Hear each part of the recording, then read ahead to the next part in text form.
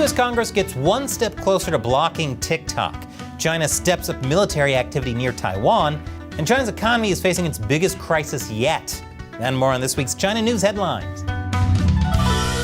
Welcome to China Uncensored. I'm Chris Chappell. This episode is sponsored by Surfshark. Whenever you go online, you should be using a VPN like Surfshark to cover your tracks and protect your identity. I'll tell you more at the end. Now, for those of us who say Congress never gets anything done, well, this time Congress has exceeded our very low expectations. On Wednesday, the U.S. House of Representatives passed a bill about TikTok. But while the NBC News headline describes it as a ban on TikTok, that's not what the bill does. If only the media could also exceed our very low expectations. At this point, I'd be impressed if they accurately described the color of the grass instead of just sounding like they're smoking some. The bill is not a ban. Its goal is to force TikTok's parent company, ByteDance, to sell TikTok to a non-Chinese company. That's because ByteDance is controlled directly by America's biggest foreign adversary, the Chinese Communist Party.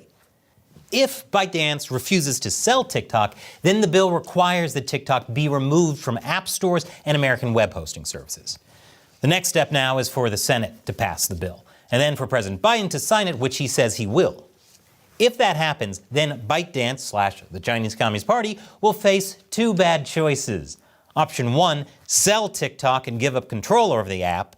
Option 2 is to allow the bill to kick TikTok out of the U.S.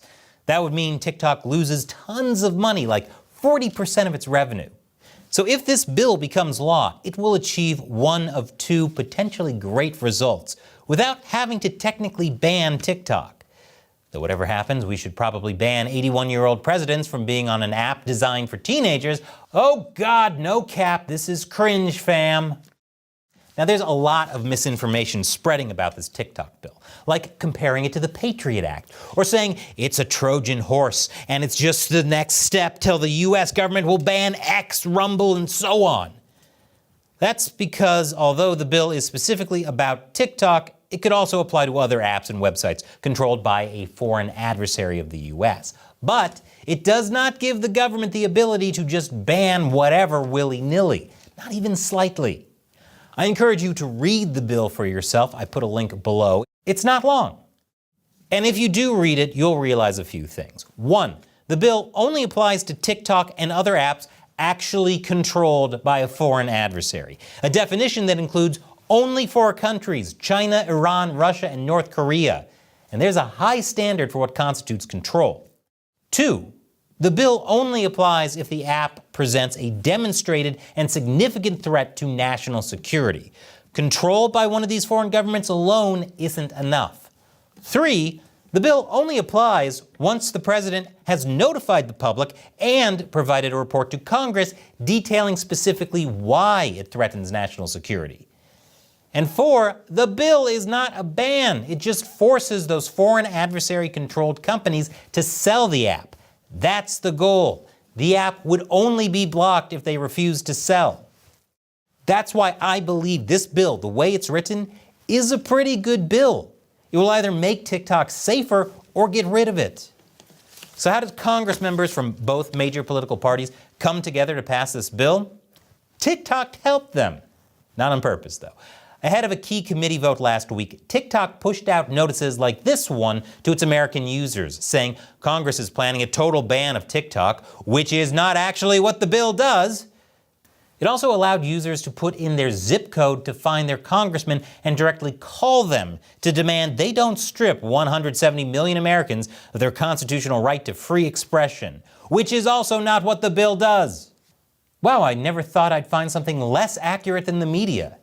I'd be mad if that wasn't so impressive. The thing is, this is not a free speech issue. It's a social media is being controlled directly by an authoritarian power that's undermining America issue. If ByteDance sells TikTok, Americans get to keep their platform and their free speech. And if ByteDance won't sell, then that's on them for taking away American speech. Don't be fooled. The Chinese Communist Party cares about free speech the same way that giraffes care about tasty leaves on tall tree branches. They just can't wait to snatch it away. But don't worry about TikTok's message being a complete lie. It worked. Phone calls from TikTok users flooded congressional offices last week, to the point where one congressional staffer said, "We're getting a lot of calls from high schoolers asking what a congressman is." I can't tell if that's a more damning indictment of TikTok or the American public school system. Anyway, Democratic Congressman Raja Krishnamurthy, one of the bill's co-sponsors, said, "I talked to so many people who were lean yes, and then they became a hell yes after this happened." So, TikTok's attempt to turn millions of its users into foot soldiers did influence the vote, just not in the direction they wanted. Major backfire. Ultimately, the bill passed 352 to 65 in the House of Representatives on Wednesday. Now the bill moves on to the U.S. Senate, where it might not pass because TikTok has sent its CEO to beg them to block it. Hopefully politicians won't be swayed by how he'd love to try and convince them. Please exceed our very low expectations, senators. See, even though this is a bipartisan bill, there's still a lot of opposition. Donald Trump posted on Truth Social that if you get rid of TikTok, Facebook and Zuckerschmuck will double their business, and Facebook is a true enemy of the people. Why does Trump feel he has to use Zuckerschmuck to slander Mark Zuckerberg? Can't he call him something more mature? Like Kuckerberg? Anyway, Trump later clarified that TikTok is a national security threat, but Facebook is also still an enemy of the people. So, TikTok bad, also Facebook bad. Trump has actually said TikTok is bad for a long time. In mid-2020, Trump ordered ByteDance to divest from TikTok within 90 days, which is basically the same thing this bill does, except Trump used an executive order. His order also targeted WeChat, which is owned by a different Chinese company. The problem was an executive order doesn't have as much legal power as a law passed by Congress. TikTok and WeChat filed injunctions and ultimately got a judge to block Trump's executive order. Not a ban, people, not a ban. Why do reporters not understand this? Anyway, if the same thing can be done through a law passed by Congress, especially one as bipartisan as this, it will stick. So now the bill moves on to the Senate, but here's where it gets dark. A number of Republicans are now advocating for TikTok, including former Trump advisor Kellyanne Conway. Why are they advocating for TikTok? Because of this guy, American billionaire Jeff Yass. He owns a 7% stake in TikTok's Chinese parent company, ByteDance. That means his share is worth around $15 billion. Jeff Yass is also a mega donor to Republican campaigns. And when I say mega donor, I mean during the 2022 midterm elections, Yass donated $47 million to help Republican candidates and committees, making him the third largest conservative political donor in America. Kellyanne Conway works for the Club for Growth, and Jeff Yass is one of their largest funders too. He gave them $10 million in 2022. Kellyanne Conway has had at least 10 meetings with Congress advocating for TikTok in recent months. And as the TikTok bill goes through the Senate, it could be blocked by Senate Republicans like Rand Paul. Because, in what I'm sure is pure coincidence, Jeff Yass gave more than $10 million to super PACs supporting Rand Paul's 2022 political campaign. If that's unclear, the New York Post created this helpful infographic. And you know who agrees with Republican Rand Paul in opposing the TikTok bill?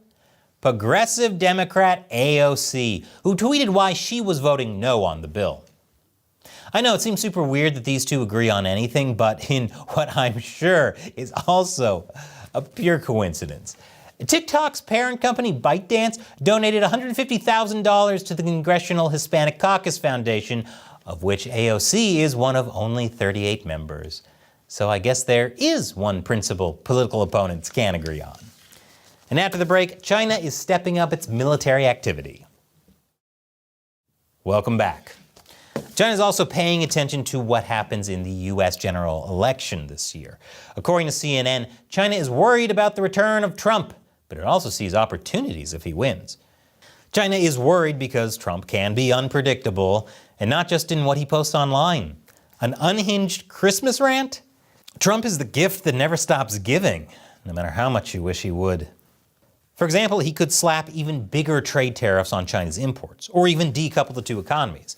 On the other hand, CNN says if Trump goes too far with his America First policy, it could hurt U.S. trade with other Western nations, meaning there's opportunity for China to fill that gap. That gap, too, actually. Either way, of course, CNN will criticize whatever Trump does, and either way, by sensationalizing everything Trump, CNN will get more clicks. So CNN is basically like China. It's worried about the return of Trump, but also sees opportunities if he wins. The Chinese regime is preparing for war against Taiwan in a lot of ways, but one of them is by trying to normalize military drills near Taiwan. That includes China's People's Liberation Army, the PLA, doing joint combat readiness patrols near the island on average every 7 to 10 days. Each time they mobilize around 10 warplanes and 3 or 4 naval ships. The PLA is also flying warplanes nearly every day into Taiwan's air defense identification zones. That forces Taiwan's Air Force to constantly be on alert and scramble jets to respond. Their goal is to wear down the Taiwanese military to the point where they just accept letting Chinese troops get closer and closer. It's kind of like how in old sitcoms, the loser character would keep harassing the hot girl for a date, hoping it would wear her down and she'd finally accept. But the actual result is that Taiwan has increased its military budget and stepped up its resistance. Because Taiwan will never accept a loser taking them out. You go, girl. Meanwhile, Taiwan's incoming Vice President Xiaobi Kim visited Washington, D.C. this week. It's a politically sensitive visit since anything even vaguely related to Taiwan can, anger China. You say you're a type A personality? China will go, Type A? How dare you? Xiao is not just the incoming vice president, she also served until late last year as Taiwan's de facto ambassador to the U.S. So she has relationships with lots of U.S. officials. Officially, Xiao is on a private trip in the U.S. Capitol to pack belongings she left behind from her time living there. But according to the Wall Street Journal's unnamed sources, Xiao also plans to discuss the new Taipei government's agenda with members of the Biden administration. Which is good because, as I believe I mentioned, the Chinese regime is preparing for war against Taiwan. Speaking of war preparations, China is including some of its friends in its war preparations, especially Iran and Russia. Together they staged joint naval drills in the Gulf of Oman, which is close to both Iran and India. They're putting on a little play with their pals. Isn't that adorable? Russia defended the drills by saying they would focus on the protection of maritime economic activity, while China called it the Maritime Security Belt 2024. Why is China obsessed with belts? To keep Xi Jinping's pants from falling down? I'm not fat, I'm just big-boned, in the middle. The point is, authoritarian leaders have come together for this important naval exercise, despite their differences. And they do have a lot of differences. For example, when it comes to how to handle political threats, Russia poisons people, China harvests their organs, and Iran simply stones them to death. And after the break, China faces its worst economic crisis yet. Welcome back. A U.S. intelligence report paints a bleak picture of China's economy, predicting it will continue to slow even further over the next few years.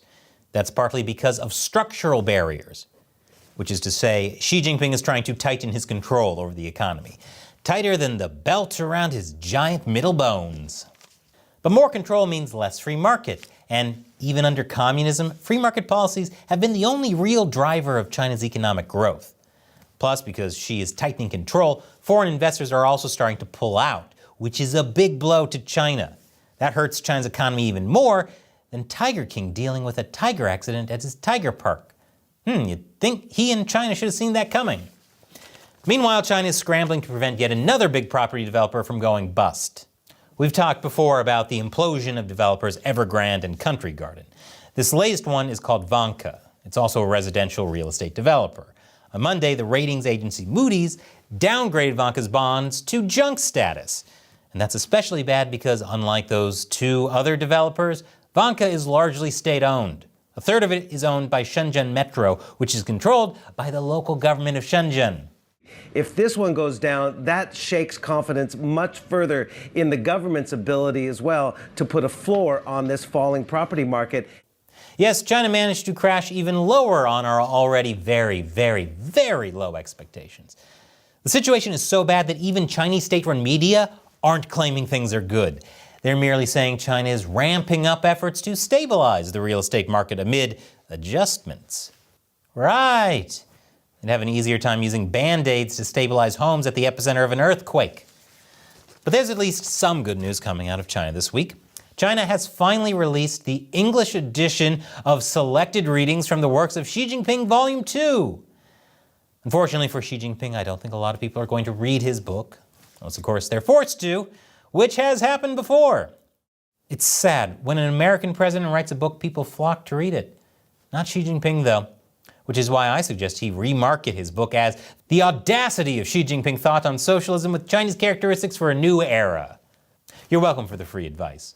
Although I wouldn't trust much of what I read in that book, I'd be shocked if he can even truthfully describe the color of the grass instead of just sounding like he's smoking some. And I have a video I want to show you, but first, this episode is sponsored by Surfshark. When you go online, everything you do is potentially compromised, unless you're taking active steps to protect yourself. No matter where you live, no matter what you do online, you should always be keeping your internet activity private with a VPN like Surfshark, especially when you're doing things like logging into your bank account or credit card online. If you ever use shared Wi-Fi, you're in danger. Even low-rent hackers can steal your password without you even knowing. And when you travel, especially overseas, you might need a VPN that makes it look like you're in your home country just to log into your accounts, so it saves a huge potential hassle. And you can install it on as many devices as you want, even on your Amazon Fire TV stick. You know, if you want to make it appear like you're logged in from a different country so you can access all the good Netflix shows that are geo-blocked. So seriously, check out Surfshark. Go to surfshark.com/uncensored to get up to 3 additional months for free. That's surfshark.com/uncensored and use the code uncensored. The link is in the description. And check out this video I made as a tribute to the creator of Dragon Ball, Akira Toriyama. It's a little emotional. Let me know what you think. Once again, I'm Chris Chappell. Thanks for watching China Uncensored.